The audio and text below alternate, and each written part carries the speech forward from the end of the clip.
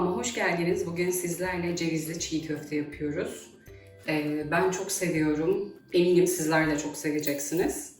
Hiç bekletmeden hemen tarife geçiyorum. Öncelikle 3 su bardağı bulgurum var. Bulabilirseniz esmer bulgur, bulamazsanız ince bulgur. Yani kısırlık bulgur dediğimiz bulgurdan da oluyor. Cam veya porselen bir kasenin içine 3 su bardağı ölçüyorum.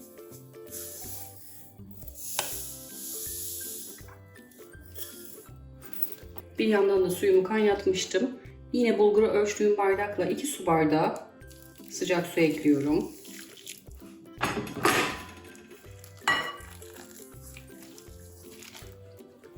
Bir tatlı kaşığı tuz ilave ediyorum. Sonrasında soğanına da ilave edeceğiz. Kaşıkla şöyle bir karıştıralım, eşit şekilde dağılsın.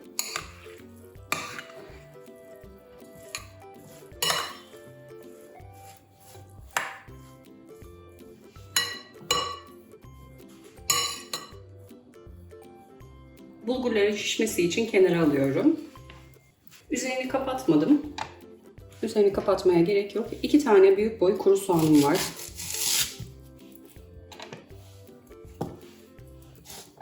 Yine onları da yemeklik ince ince doğruyorum.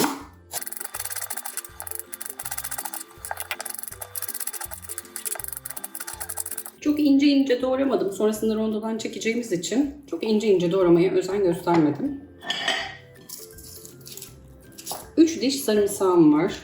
Biraz büyük dişlerde.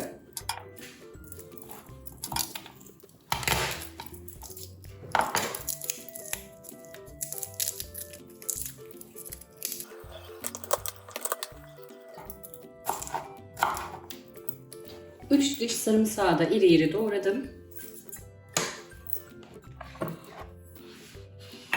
Şöyle küçük bir tencereye alıyorum.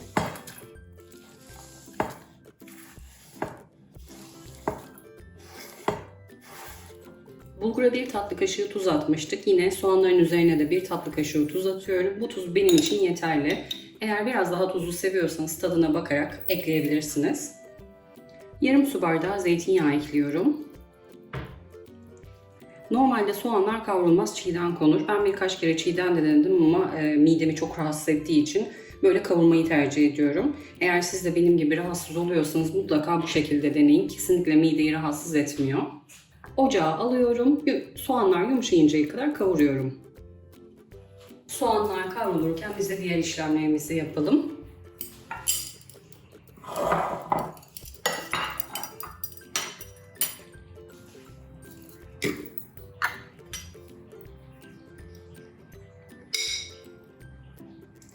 Bir kasenin içine 3 yemek kaşığı isot ekliyorum. Çok acı sevmiyorsanız biraz daha az ekleyebilirsiniz. Yarım su bardağı zeytinyağı soğana eklemiştik. Yarım su bardağı da isotu ekliyorum. Birazcık rengini versin.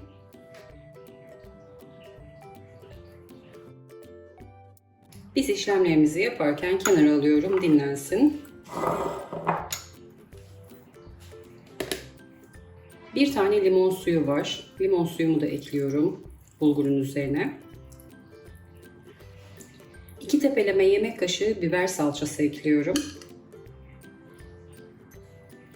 Hatta şöyle biraz daha ekleyelim. Gözüme az gözüktü. Şöyle tepeleme 3 yemek kaşığı ekledim. Biber salçası gerçekten çok lezzet veriyor. Şöyle yine 2 tepeleme yemek kaşığı da domates salçası ekliyorum. Isot acı vereceği için çok fazla pul biber eklemiyorum. 1 tatlı kaşığı. Dilerseniz eklemeyebilirsiniz. 3 tepeleme tatlı kaşığı da sumak ekliyorum.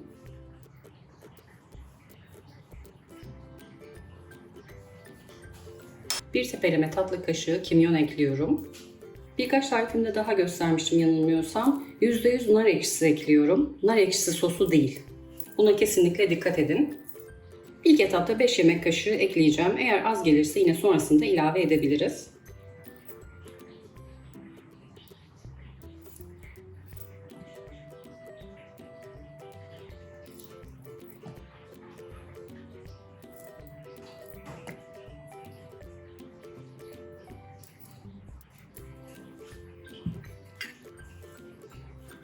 Isotu da ekliyorum.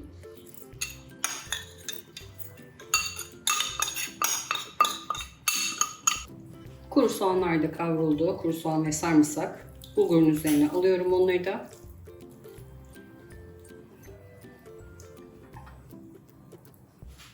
Soğanlar biraz soğusun. Sonrasında elimizle biraz yoğuracağız. Soğanlar da ılındı. Elime eldiven taktım. Bolca acı koyduğumuz için hassas ciltlerde yanma yapabiliyor. O yüzden mutlaka eldiven takmanızı öneririm. Karıştırma kabım birazcık küçük geldi ama şöyle bir karıştıracağım. Ondan sonrasını zaten rondo bizim için halledecek. Geniş bir leğeni aldım. Orada karıştırmak açıkçası çok zordu.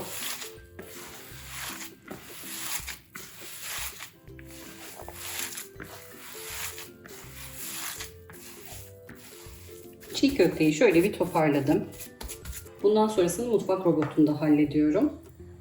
Eğer hamur yoğurma bir makineniz varsa onu da kolaylıkla yapabilirsiniz. Yaklaşık 3-4 kere de çekeceğim. Rahat rahat çekilsin, rahat rahat kıvam alsın. Macun kıvamına gelene kadar mutfak robotundan çekiyorum. Eğer kıvamı koyu geliyorsa çok azıcık su ilave edebilirsiniz. Bu aşamadan sonra ses sizi rahatsız etmesin diye ses kısmını keseceğim.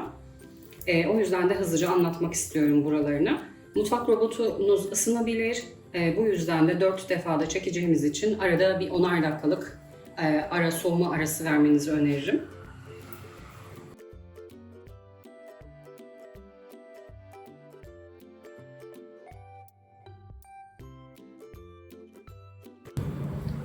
Mutfak robotu çekmekte zorlandı. Birazcık kıvamı koyu geldi. Şöyle yarım çay bardağı kadar, hatta çeyrek çay bardağı kadar da olabilir.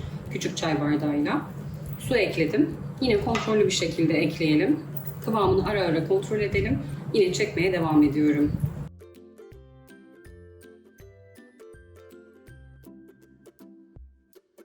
Yaklaşık 4-5 dakikadır mutfak robotundan çekiyorum. Şöyle kıvamını da göstereyim. Macun gibi bir kıvam olması gerekiyor. Eğer koyuysa yine bir miktar daha kontrollü bir şekilde su ekleyebilirsiniz. Mutfak robotum ısındı. O yüzden de dinlendirmeye alıyorum.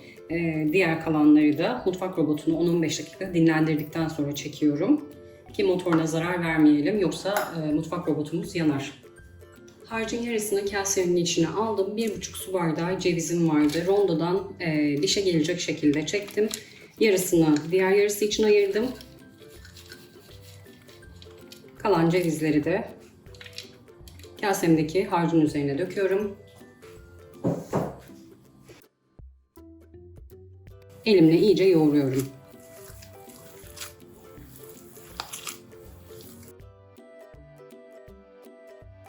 Kıvamını da göstermek istiyorum size. Adeta macun gibi ama bu macun kıvamını yakalayana kadar rondonuza zarar vermemeye dikkat edin. Yine tekrar söylüyorum. Rondonuz çok fazla ısınırsa motoru bozulabilir. Dinlendire lütfen çekin. Kıvamını da gösteriyorum.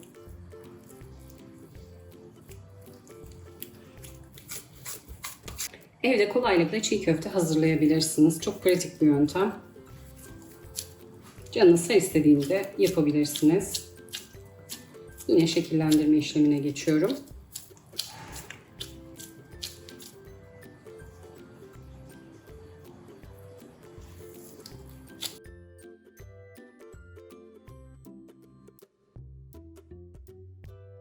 Sizin için servise hazırladım. Oldukça kolay bir tarif. Saatlerce yoğurmanıza gerek yok. Mutfak robotunda kolaylıkla hazırlayabilirsiniz. Kıvamı da harika. Cevizli olması muhteşem bir tat katıyor. Yanında bir bardak köpüklü ayranla harika oluyor. Mutlaka deneyin derim.